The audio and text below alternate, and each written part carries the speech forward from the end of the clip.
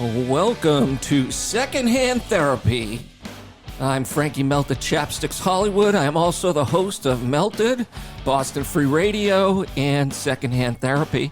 And we have the star of the show, BK. I'm the star now. Excellent. Wait a second. Today we have a wonderful guest. We have the original Tom Brady Sr. We've both met him. You know him better than I do, but he's just the times I've met him. What a wonderful guy. Good-hearted guy, interested, and you can tell that he's always been a good-natured guy. So I look forward to talking to him today. Obviously has an interesting background, and we're pretty excited about, I have a good friend of mine, Danny L., who said he thought that we mentioned that Tom was a seminarian, and talk about like the import of his Catholic faith, etc., and talk about really the one that really intrigues me is how his life changed so dramatically, right? When Tom became royalty, because athletes and celebrities and actors are American royalty, and Tom is near the top of that heap, that's for sure. Yeah, and I think just living with all this fame and being bombarded with different things, how you take time out and manage it. Yeah, of course. Or how is it that, you're just kind of an anonymous person, and we all are, right, with the great mass, and all of a sudden you're well known and people wanting to talk to you or engage with you, or maybe throw a bad comment at you, like if it was like Twitter, there'd be fights all over the streets because everybody at Twitter goes for each other's throat. But I would see, would there be trouble with that? I would hate giving up my privacy to that degree. Well, you said I'd rather be rich than famous. Yep.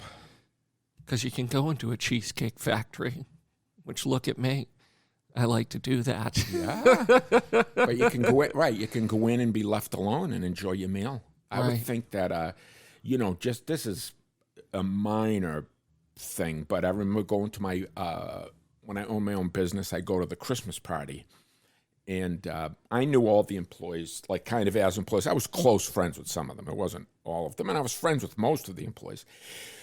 But that kind of invisible wall was broken down, so they'd get a couple drinks in them and they'd come up, and I found it kind of uncomfortable, like that, you'd have to engage with them, they were a bit buzzed, and I still am, thank God, sober. So I found it uncomfortable. So I just would think, like, any famous person, you go out to dinner and some people just, will feel it's all right to come up and interrupt you with dinner. And that's why when you read stories about, oh, I hate that guy, so-and-so, because my kid asked for a autograph and he blew him off. Well, you don't know. Is he rushing to a doctor's appointment? Or is he chewing on a scallop? Yeah. I mean, I like to be interrupted, during my seafood dinners, so feel free, especially if you're going to pay the check. Right. So I think it's kind of interesting to see... kind of interesting to see how Tom has managed it. Life on life's terms. Life on life's terms. And another one, we'll add it today, attitude of gratitude. Don't tell me what to do. Oh, I'm not grateful for anything. So we're on the same page. You need to knock it off, sir.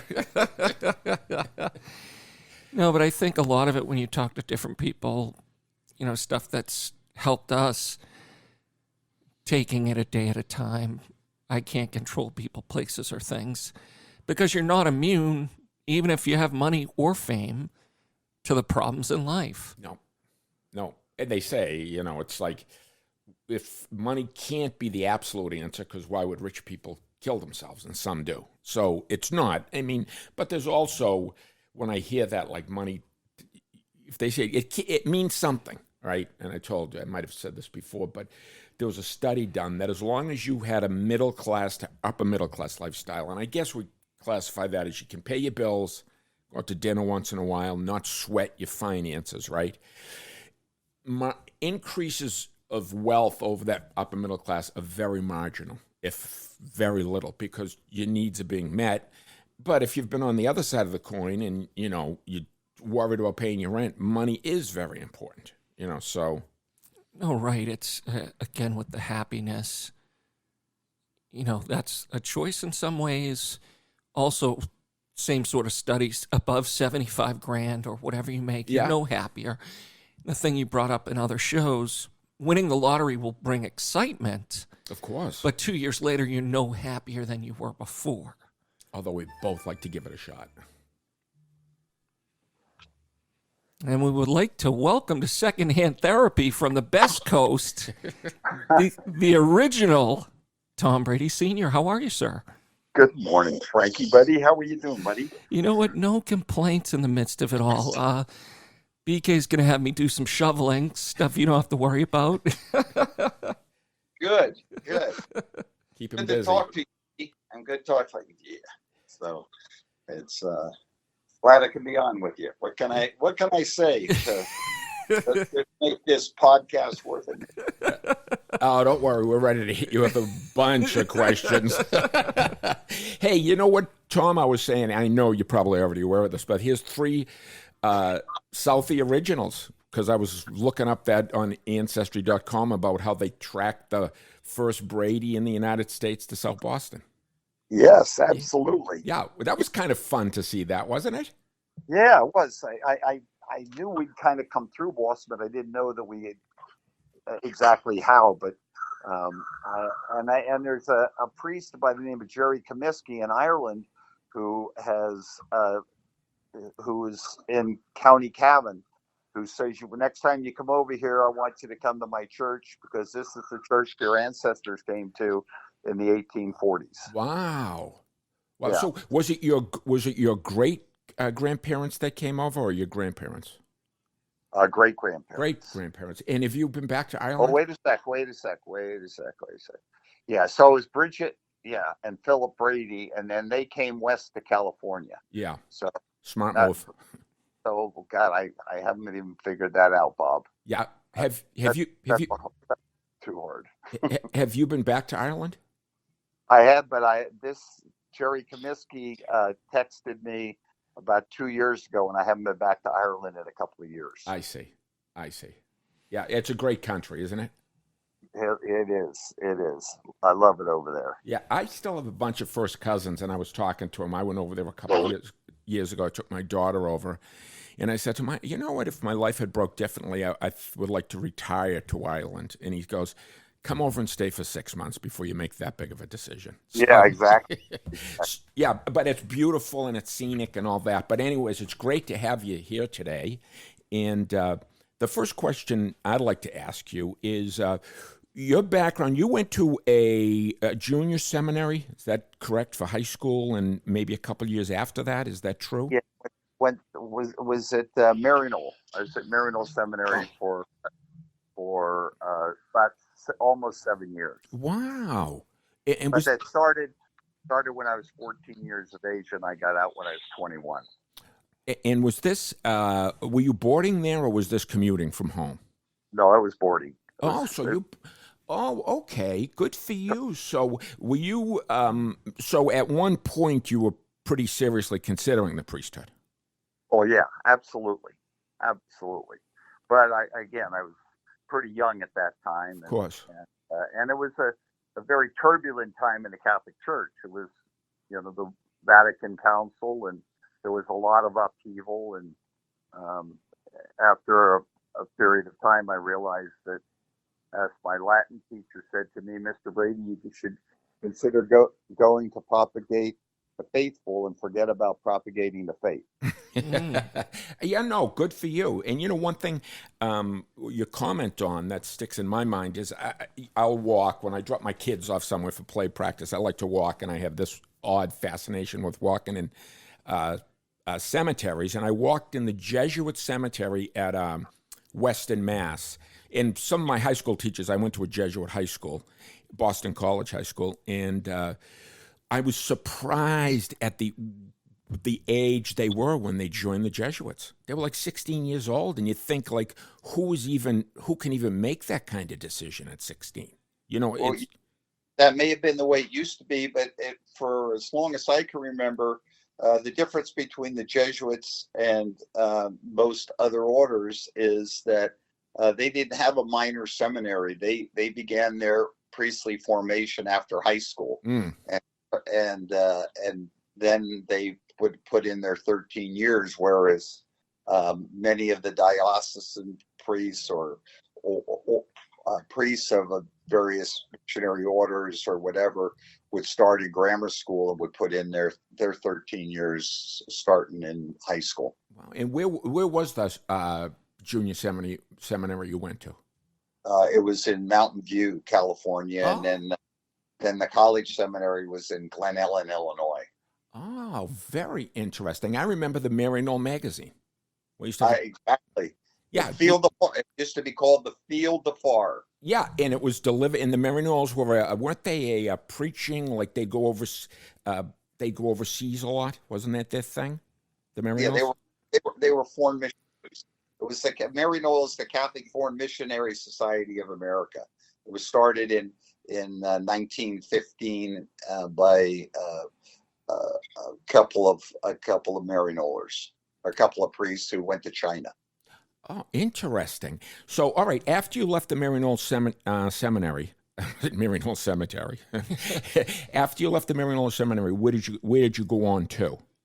I went on and graduated from the University of San Francisco. It was pretty easy transition because all the credits transferred, and so it took me just about a year and a half after I left the seminary to actually it took me, I'm thinking about it, 2 years, because I went to night school at the University of San Francisco and worked during the day to get my degree. Excellent. So in the Catholic faith has informed the rest of your life in a pretty important way, I would gather. Absolutely. Yeah. My Christian faith. Yes. Great. Good for you. So we both have the same kind of background, and went on BC High and then went to Boston College. I mean, I didn't last long there. I dropped out and went in the service, etc. But you're right, the Christian faith. And it's kind of during this time, and we won't delve into the politics, it's turned into like I almost joke sometimes, when the schism starts in the Catholic Church, I'll be wearing the blue T-shirt and I'm on the Pope's side. You know what I mean? It's like the Christian as we were taught, I think, where it's to, feed the hungry and visit the imprisoned, et cetera, et cetera. Yes. Yeah. Yes. I mean, the Beatitudes are kind of a central part of my life. Yes. And a lot of the other preachings that I grew up with don't play nearly the same role as the Beatitudes. Absolutely. I mean, right. Absolutely. It's not the thou shall nots. It's thou shall, what you're supposed to do for your fellow man. Well, that's very interesting. And that was a long period of time. The thing is that I've always been interested in general, and we got to meet. Fortunately, I had a great time meeting you, but we didn't get to delve into too much. What was the impact on your life when you went from a family man raising a great family and working hard at your craft, et cetera, to your son being anyone that has a kid that goes to Division I, anything, the kid's a good athlete, right? I mean, you got to hand it to them, because that's really, that's one out of, 500 or some phenomenal number. But your son turned into American royalty in, like I might have said to you in a text or on a call, that in the U.S., like an athlete and an actor and celebrities and singers are kind of our royalty. And Tom is near the top of the heap, is greatest of all time, fairly uncontested at this point. What was the impact of that like for you, to go from like just, the regular guy to all of a sudden in the eye of the media?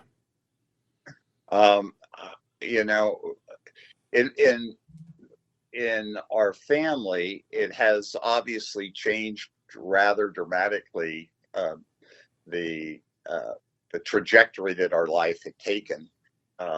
But in so many ways, we're so blessed. The reality, as far as I'm concerned, is that if I didn't believe in miracles, I would have no context for my son's last 25 years. Yeah. It's the Lord. There's a lot of blessings and good luck and good fortune and happenstance and hard work that are combined into what's occurred the last 25 years. And from my standpoint and my wife's standpoint, we just shake our head and say, thank you, God, for giving him the opportunity. Because the reality is this is, it was not anything that we planned or even conceived of, or even, this is so beyond anything that was in our field of consciousness, and it's evolved over the 20 years. And but I will say this, and I say it honestly, his hat size hasn't changed, and we are so pleased with the person that he has become. And frankly, I talk about him, but I have 3 fabulous daughters, and we've been so blessed in so many different ways in our life that we just get down on our knees and say, thank you, God. That's the bottom line. Sure. If someone wrote a movie, no one would believe it. Like, they wouldn't accept the script because it's too unbelievable, right? Yeah. It really is, from every, step of the way. I remember after the 2001 Super Bowl that was played in February 2002, I was reading an article on ESPN, and it said they were voting as maybe the worst team of all time to win a Super Bowl. And I remember thinking, even Troy Brown on the celebration at the City Hall said it's a once in a lifetime experience. And everybody I bought so much gear. I went onto eBay and bought a media book because I thought, we're never going to see this again, right? And then it happens every other year. It was truly amazing. It's truly a great Groundhog Day. Yeah, isn't it? It's just, we keep saying, God, this was awesome, and it's never going to happen again, and then it happens again. Oh my God, no! It was like, I remember thinking Malcolm Butler was the best Super Bowl. They could never top that, and they top it the next one with Atlanta. Really? Yeah, I know, and I so agree with you. It's the reality is he's played. He's been in the league 21 years. He's really played 19 years. We've been to 10 Super Bowls. This is incomprehensible as far as I'm concerned. It's incomprehensible. No, it's unbelievable. Let me ask you, has there been any, I'm not trying to focus on the negative, I'm just trying to get the both sides of it. Has the added publicity or the fame, or maybe people coming up to talk to you, or maybe people throwing some kind of insult about Tom, and I don't know if that even happens at all, so it's not like I'm in the know on that. Can you speak to that portion of it, like that you'd be recognized now as opposed to just the anonymous guy going through the airport? It's changed, but the fact is that we're very honored to be Tommy's and parents and our daughter's parents, and so any compliment or any whatever may come, we feel that we are in a blessed place to receive it. Sure. And it's just, I'm careful to say, I don't want to say proud, because my mother used to say, pride comes before the fall. Yeah. and so I stay away from that, but I will say that as a parent, somebody talks about your son or your daughters, and they speak about my daughters in the same way as they speak of my son, that they're really good people. Yeah. And that is what makes my heart sing. Yeah, no parent it's even like, my kids when going to school, and, all the issues around the kid. And if I went in a parent-teacher conference one time, they said that about one of my kids, because we were talking about the grades, et cetera, his grades. And they said, whatever you're doing right, because they're such a kind engaging person. You know what I mean? So I Yes. know what you mean, because that's all. I think sometimes in this there's a claim that there's some helicopter parenting, and and people making almost too much of their kids, probably a lot different than how you or I grew up, where I think, like, there were 5 kids in my family, which was an average size at that time, especially in South Boston. And, I hung out with my brother, and, we would go around South Boston and go down the industrial area. And my mother was a great mother. It wasn't like she didn't care what we were doing, but it was just a different era. It was just a different era. And now when you get that they're out and good, productive and good kids, you feel like you did your job. Yeah. We did the job that we believed that we wanted to do. And actually, it wasn't even a job. It was the lifestyle that I absolutely loved. I loved being a dad. I loved having my little chicks around. I loved going to their games or to their concerts. This wasn't a job. Yeah. It's not even, when you use the word role, that's the wrong thing. Yeah. This was an important part of my heart that I was able to fully embrace, and loved every second of it. Whether it was whatever they were doing, we loved being involved. And my wife is being the heart of the family. She's just spectacular at nurturing the kids. And I tried to be, but I was kind of the heavy, and she was the nurturer, and it worked out perfectly, or worked out as well as we could have been hoped for through the process. Yeah, that's terrific. That's terrific. Did you play any ball? Were you any kind of athlete, Tom? I'm sorry, say that again. Were you Bob. did you play any ball? Were you any kind of athlete? He's actually trying out this year. When I was in the seminary, I played varsity soccer, varsity baseball. I used to like to box a lot. When I was growing up in San Francisco, I was very involved in sports, and member of the Olympic Club, and we play ball every day, play baseball or basketball or football or whatever, and it was an important part of our life, and still is an important part of our life. So and my wife didn't have that opportunity. Women in those days didn't get that opportunity, although she's very competitive now, and she's being of the age that she is. She's still playing tennis and playing golf, and as feisty and as competitive as ever. Oh, that's terrific. And I can see why they made you the heavy, all your boxing experience. Keep those kids in line. It's true. It's true. Well, I'm grateful. I've been sober about 10 years now, and That's life fabulous, Frankie. Frankie, God bless you. I'm really for proud everybody's of safety, but no, that's a tough road to hoe, buddy, and you did it, and you're doing it on a daily basis, and I'm really proud of you for that. Yeah, and with that, I had so much time just to go back to a point that my life's so quiet that I got my Irish citizenship. So I go over there. My hair turns water into wine.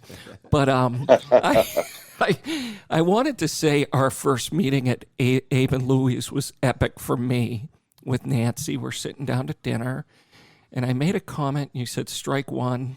Then I said something about Peyton Manning. It was strike two. And then I asked you, I said, have you ever been to Kezar Stadium?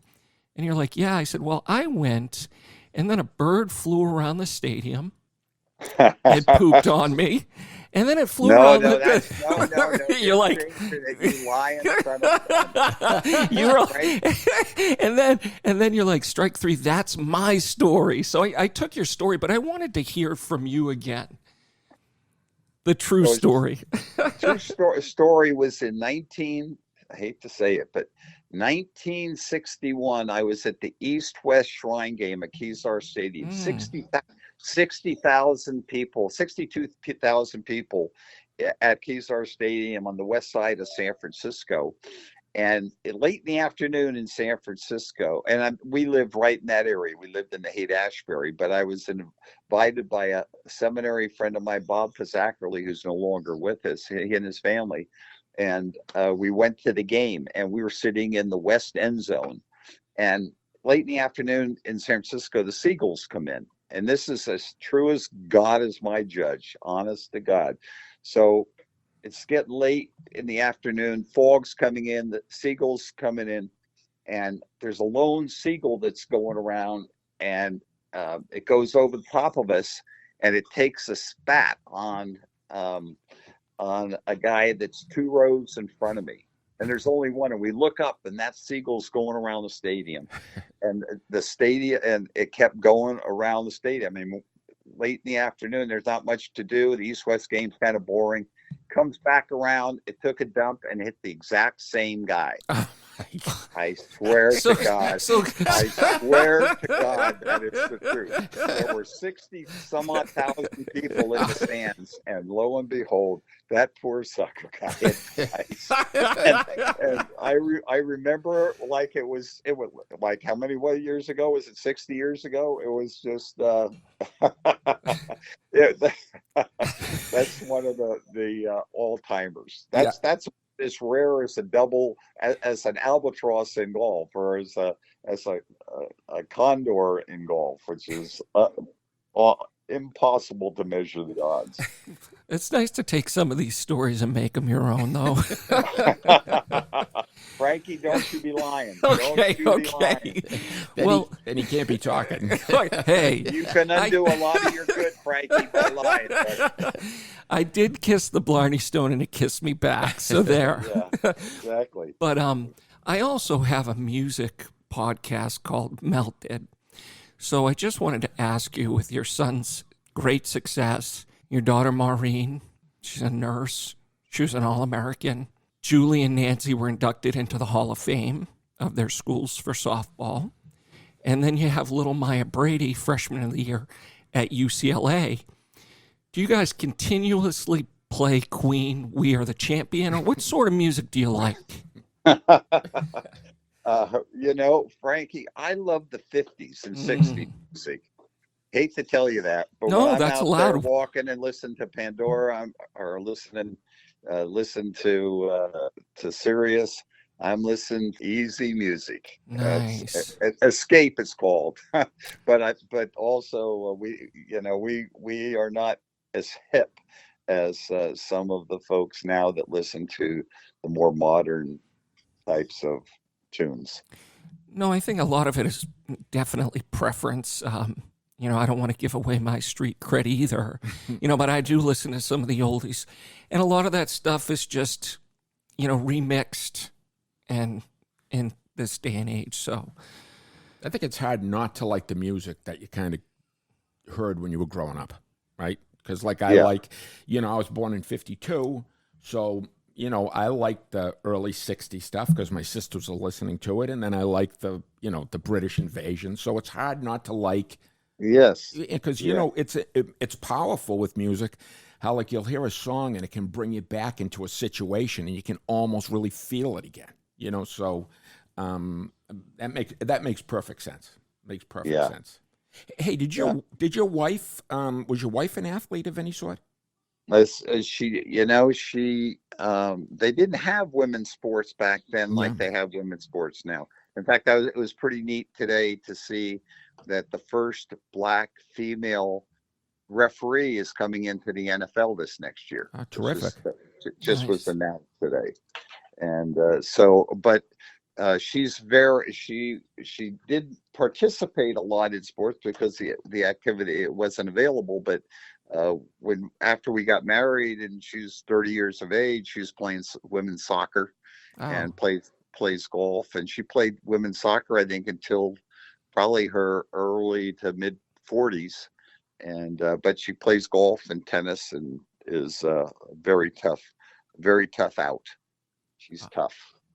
So the kids got it, right? I mean, the kids are all athletes of sorts. The grandchildren, the whole crew. Right. They are competitive, all of them. Yeah, we are a pretty competitive family. And how was Tom was he like, did he stand out as an athlete or like, I don't, yeah, did he stand out as an athlete as a kid? Was he like always on? He was a very, very good baseball player and a very good basketball player. Um, didn't love soccer, but as he was getting up, he was always making the All Stars. But the reality is that he was really good. But there are a lot of really good athletes at 10 or 11 or 12 years of age. Yeah. When he took up football as a freshman in high school, and he had not played football before, not because at that time did I have any feelings of um, injury or any adverse occurrences on the football field. It was just the opportunity didn't arise. So he went out for his freshman team in football, and he was a backup quarterback. And the team that year went 0-8, did not score one touchdown. And as a freshman, he was not deemed good enough to get into the game for one play as a quarterback.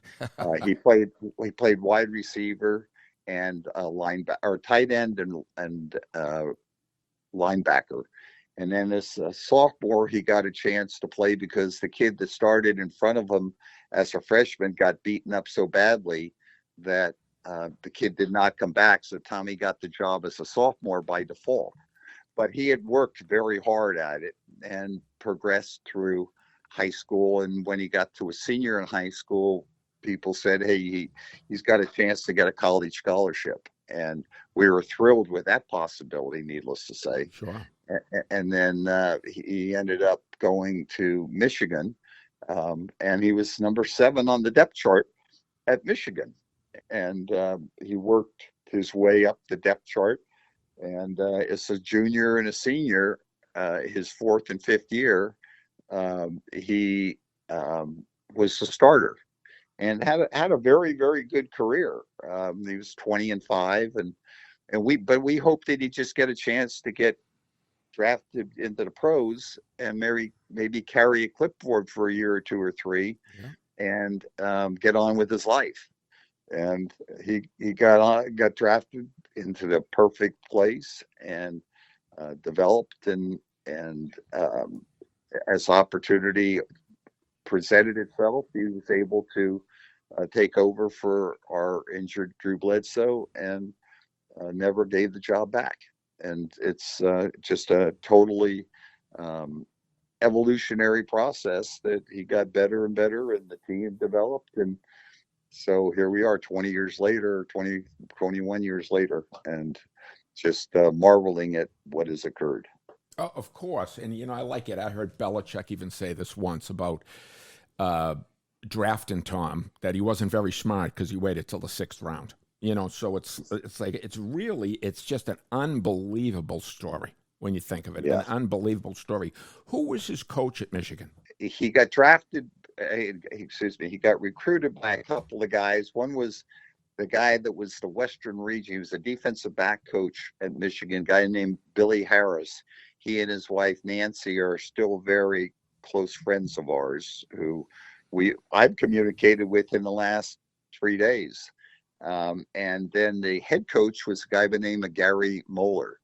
And Gary Moeller was there. And unfortunately for Gary, he recruited Tommy, and right after Tommy had signed his letter of intent, Gary Moeller lost his job after some kind of a brouhaha in Ann Arbor, and the fellow that took over was a guy named Lloyd Carr. Oh, right. Okay. Has Lloyd Carr ever addressed why it took Tom so long to break through or anything like that? Lloyd,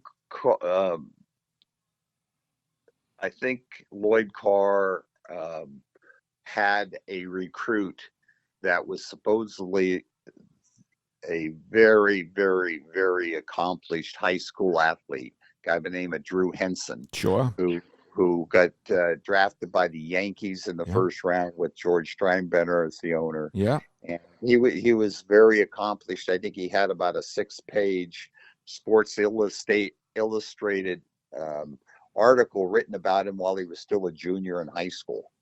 And just a spectacular athlete. And so Lloyd Carr, I think, felt that he had to go. And this individual also lived in the town almost adjacent to Ann Arbor. So he's a hometown hero. And I think there was a lot of pressure put on that there had to be some recognition of the hometown hero. That being said, Tommy basically took over the starting job and ran with it. But it was a 2-year fight for Tommy to maintain the starting position. Yeah. And as I say, it turned out pretty well. He was 20-5, and a couple of the games that were lost, I think people would have claimed that they would have won had Tommy played the whole game. But again, it's one of those things where you learn a lot of things when you have a baptism by fire. And I think Tommy's one of the great blessings in his life is going to Michigan and learning how to compete and how to develop from being a high school kid to a college and a professional football player as a much more mature man. And that is directly attributable to the fires that he had to go through at Michigan. Yeah, that had to fuel his fire anyways, right? Just what happened there. Was there ever any consideration, and I often think of that with a parent of a D1 kid, that like the Matt Castle thing where he didn't really play at all. And you often think like if I had a son that was, worthy of being a D1 athlete or a very good athlete, would you want him to go D2? Would you want him backing up D1, or would you want to go D2 and he gets all that playing time and kind of gets the pleasure of playing? Was there any talk after being in Michigan about maybe the thought of changing to another school, or was he committed to Michigan and just went at it? The one great piece of advice that my oldest daughter, Maureen, had for him when he was a senior in high school was go to a school where you will be proud to have the diploma from should the sports not work out, because oftentimes the sports doesn't work out. And so just plan on going to a school that you're going to be able to hold your head high with. And he felt Michigan was that school. Today we see a lot more kids transferring around. It's a little bit easier to transfer around today than it used to be too. But the reality is he wanted to be at Michigan, and so even though there was some very, very difficult times, he decided to just hang in there and fight his way up the depth chart. Yeah, just think, what if it hadn't been so hard? Maybe he'd have 9 Super Bowls now. 10. No, it's an amazing story. What was his first thought about Boston itself? Had he been to Boston at all as a kid? He had not been to Boston, and frankly, we were huge 49er fans. Sure. And we were we're fans of the NFC more so than of the AFC. Sure. Although we did root for the Raiders because they were across the bay. Right. But we weren't terribly familiar with New England. I used to love watching the AFL when it started and Sure. and when it merged in, and we loved it, but we weren't intimate with the realities of Boston at that time and of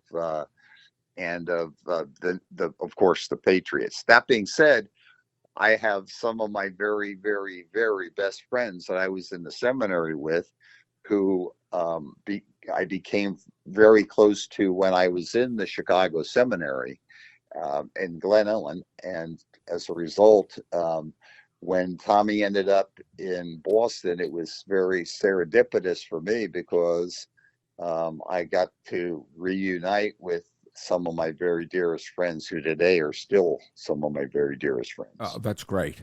That's great. Yeah. Well, the thing is, it's like raising children. I have no idea. But as far as what sort of advice would you give to parents, going through, it's all about having fun, really. But as you progress, it gets very competitive.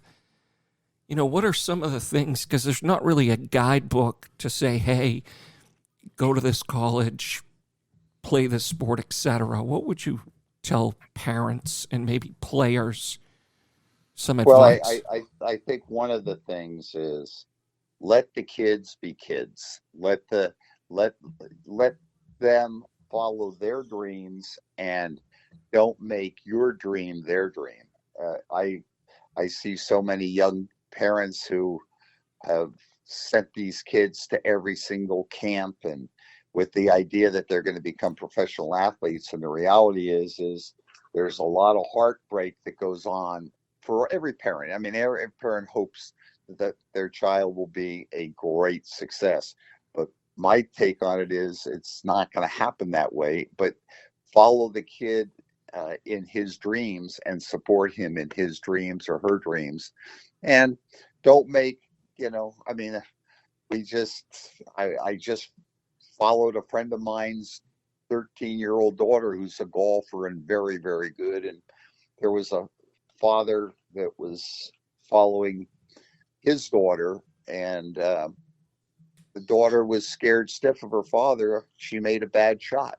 And that's the absolute antithesis of everything that I believe in. The kids, regardless of how they do, they're doing their best, and they deserve 100% support. And that doesn't mean it has to be sports. It can be art. It could be dancing. We have a granddaughter who loves dancing, and she's awesome at it, and we love every second of it. And we have another, it's just whether it's the arts or music or whatever, let them follow their dream and support them in their dream, and don't make your dream their dream.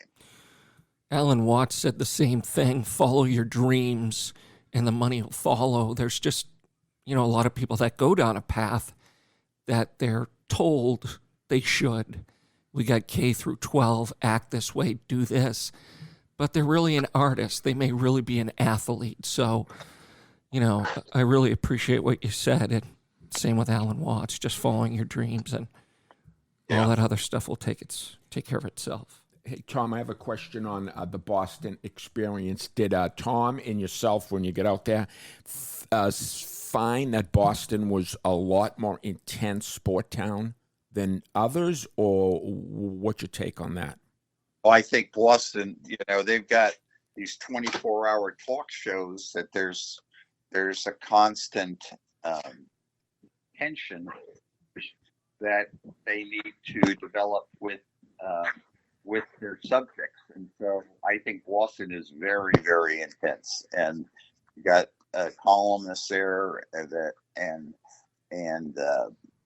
television personalities that are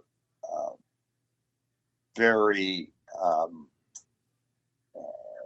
critical of their athletes. And but it's a healthy criticism, and they expect great things to happen. And fortunately, Boston has had such a fabulous run of success with the Patriots and the Celtics and the Bruins and the Red Sox that it's just it's hard for the athletes. Many athletes have a hard time there.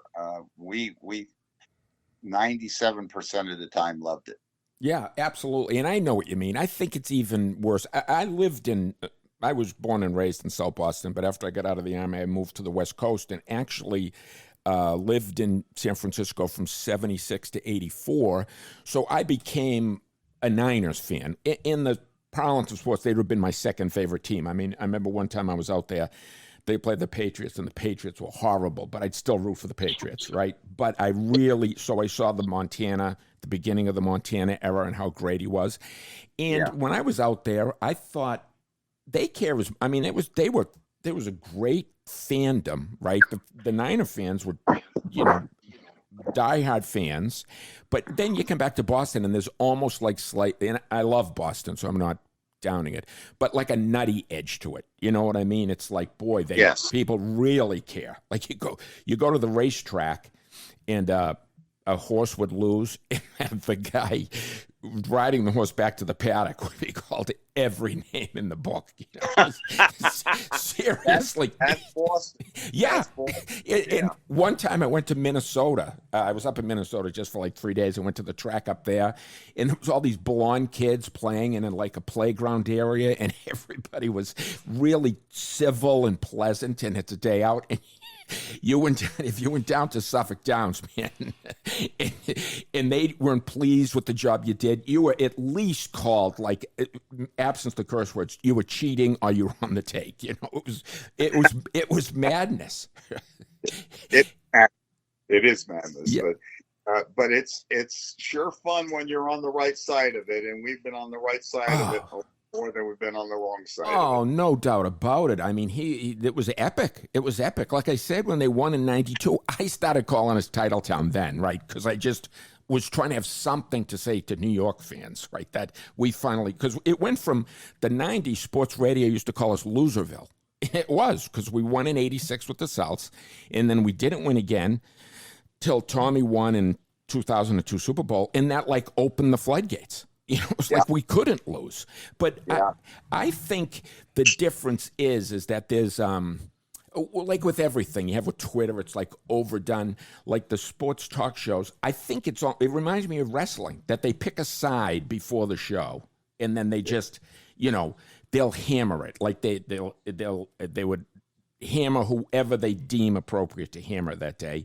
And some of it is really like, it gets kind of ridiculous and kind of overdone, I think. Although I love it. I love sports and I love sports talk radio, but you can only take so much of it. Yeah, yes. And frankly, when they're talking about your kid negatively, it makes it a little difficult on our daughter Nancy when Tommy might have thrown an interception or two or three in a game, and she's almost run out of town as she's listening to the sports talk shows, because the people take their sports more seriously. Out here in California, we're a little bit more casual. Yeah. Remember Randy Cross used to call us kind of the wine sipping crowd. we were very genteel sportsmen, as opposed to New England, where in Boston you're bare knuckled, and if you don't perform, you better expect a shot across the head. Oh, my God. No doubt about it. No doubt about it. Hey, would you say, could you say early in Tom's career with the Patriots, was there any player or a couple of players that were his mentors or felt like that they assisted him, like, you know, learning the game and just how to live and how to act and all that? Was there any that would stick out? They had a terrific core. When Tommy came in and Belichick had come in, and they had a terrific core of guys that just had not gelled. But like Willie McGinnis, Willie McGinnis is just terrific. Teddy Bruschi, my God, Mike Vrabel. Yeah, these guys. I mean, they're like big brothers, and we're big brothers for him at that time.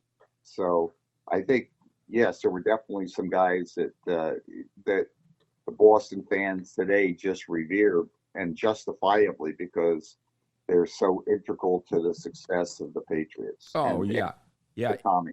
Yeah, and you can see on that brother thing how it looks like that Tom and Mike Vrabel still have that bigger brother, little brother thing going. You know, it's a lot of fun to see them play each other. Yeah, great respect. Yes. More than respect, they have a real affection. They're really good guys. Yeah, and that goes back to what I said earlier about, like, they're saying the worst team to ever win it, because it was out of nowhere, obviously, that they won that first Super Bowl. But when you go down the roster of that team, you go, they had some really, really good players. You know, excellent players. But, you know, it's interesting, Bob, that these players have not been rewarded with all of interest. And that's rather bizarre. They won, you know, why doesn't Richard Seymour get in there? Agree. You know, are you kidding me? What? and there's other guys. I mean, good guys that they've had for years, who are obviously retired now. But I mean, Vince Wilfork's a stud.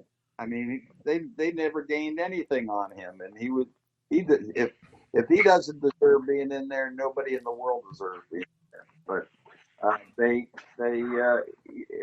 not unlike the Buccaneers this year. I think the Buccaneers had, Tommy didn't get All Pro or Pro Bowl or whatever, and I think they only got 2 Pro Bowl players and they win the friggin'. I mean, the reality is these guys didn't get a lot of recognition, and unfortunately, as a result, they're not now getting to the Hall of Fame where some of these other guys from other teams that didn't accomplish half of what Patriots did. They're being rewarded with the Hall of Fame. So, no, I get it. And I think part of what is going on now, which is a common thing because of Tommy winning the Super Bowl, is that they're claiming that Belichick, who I think is for sure, if I had to win a game to save my life, I'd want Bill Belichick coaching the game. Right? I think most people think that.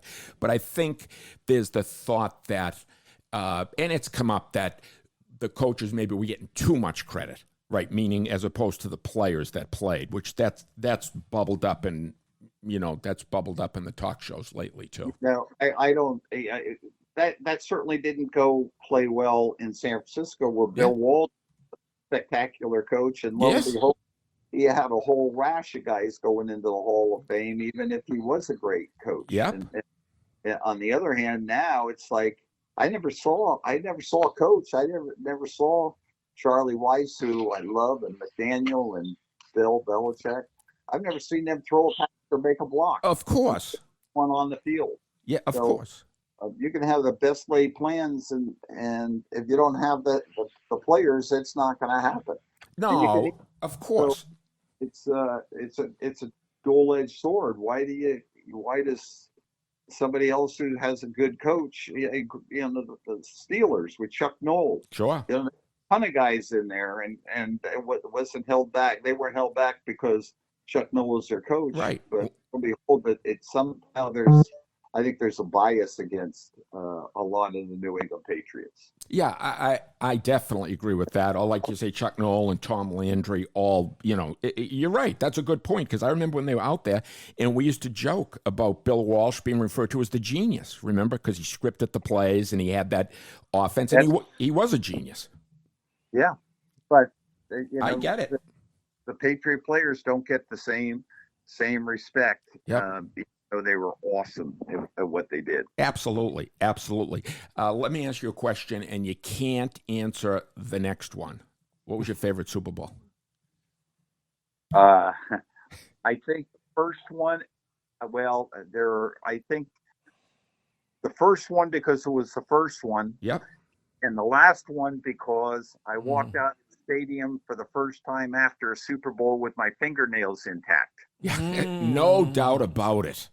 And every game's been a nail biter until this last one, and that was kind of it was not only because it was pretty lopsided, but was because it was such a huge upset, not unlike the first one, which was a huge upset against the Rams. Right, but that's it. That I was going to say. I talked to someone. I said the only thing I was mad at Tom about his career that he saved the easy Super Bowl for the Tampa.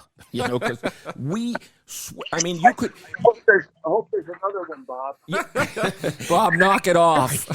When you look at it, for the Patriots, they could have been 9-0 in Super Bowls or 0-9, like with breaks going here or there, because they could easily. Yeah, of course. It was heart wrenching. Yeah, it's so that's the whole NFL, that every week somebody who is not expected to win can win. It's just so there's such parity in the league, and there's such a little difference between teams that win and teams that lose. Some teams always seem to win the tight ones, and some teams always find a way to lose the tight ones. Yep. So it's just whatever it is, the Patriots had it for a lot of years. Right. And the one thing is that you'll see when it comes up, oh, well, Tom, up here, and this is just the sports boards where you hear the crazy, attitudes and opinions. They said, well, Tom went to a stacked team, and I point out, I go back to the Vegas odds, and they were 70-1 to win the Super Bowl when the season started out.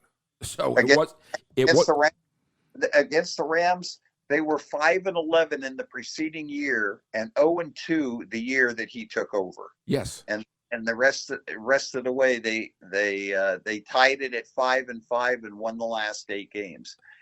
That is when they say, "Oh, stacked team." Sure, it's all stacked team when you win because people perceive people differently. But the reality is they were 5-11 and 0-2. So 5-13 in the preceding 8 games before Tommy became the starter. Yeah. Oh, you can't.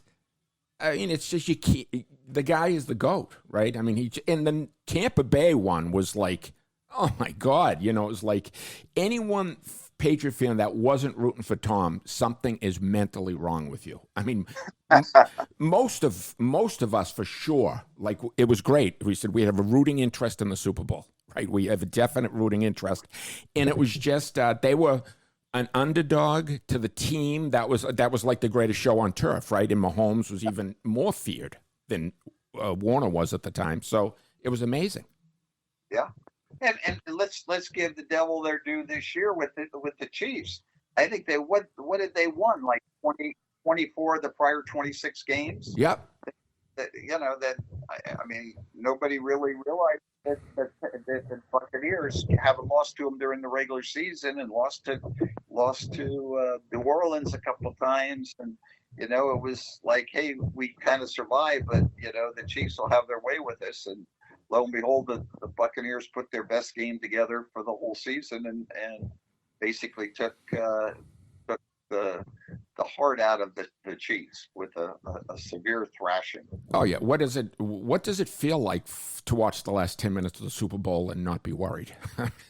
Yeah, I'll tell you what. I had a glass of champagne in my hand, and I was enjoying every minute of it. Good for you. Good for you. Hey, one last question, and you might not have any opinion on this. When you think about the Malcolm Butler situation, not the interception, which was probably maybe one of the single best plays in football history, I think, but not playing, do you think that could have cost them that Super Bowl, or do you not have an opinion on that? Yeah, my own personal opinion is, of course it did. Yes. We couldn't stop those guys. That I think Foles threw for 350 yards or something, and we couldn't stop anything because we had kind of an inexperienced backfield. But anybody better than some of the people that we had in there, and we could have stopped at least one pass the whole day.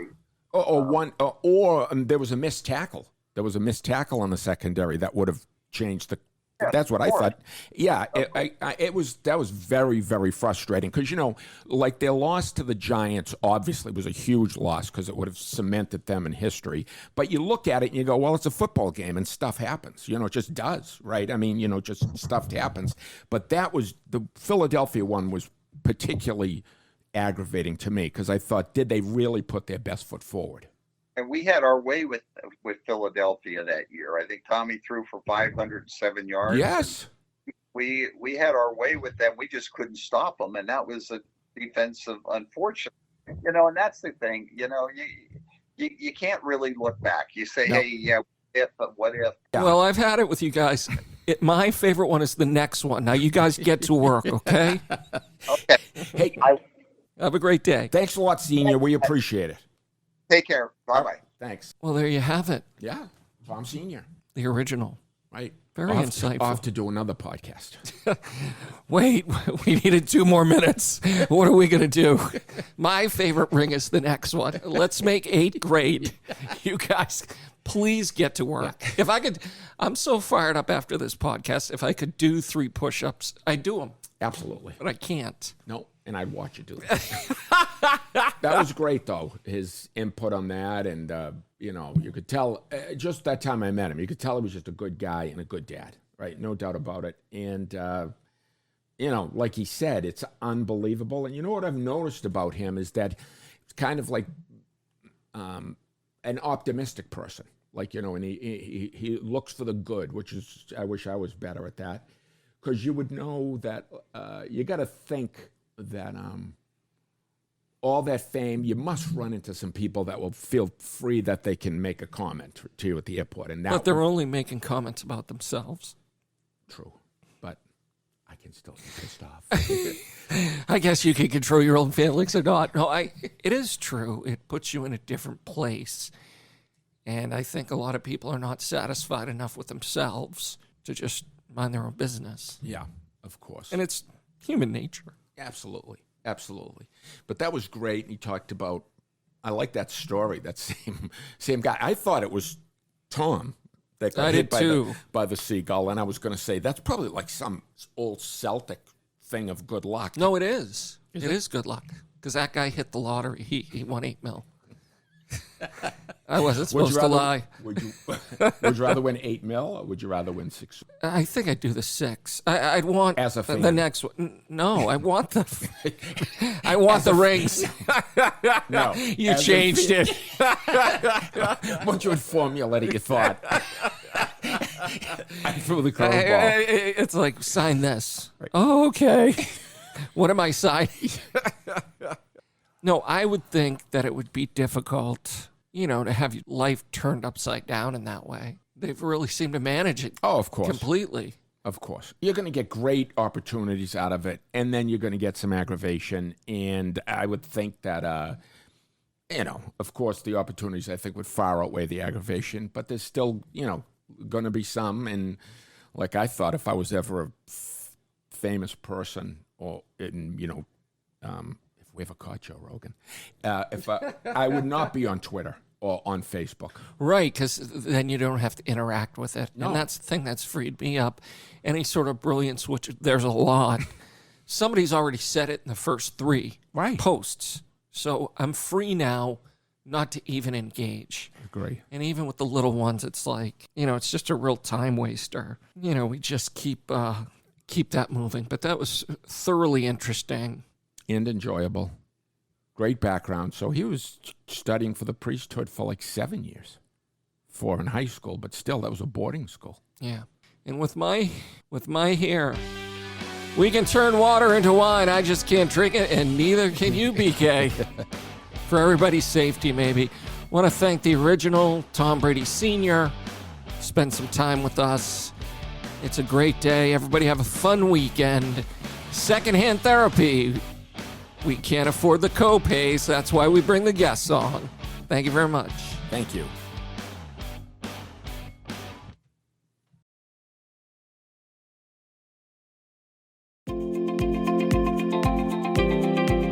This podcast was produced in collaboration with the Boston Free Radio Podcast Network, part of bostonfreeradio.com and Somerville Media Center, Somerville's longest-running public access media center that enables a vibrant and diverse community to express its creativity, explain its ideas, share its cultures, and foster the individual right to freedom of speech. Learn more about Somerville Media Center at somervillemedia.org or check out some of the other amazing Boston Free Radio podcasts and radio shows at bostonfreeradio.com. Thanks for listening.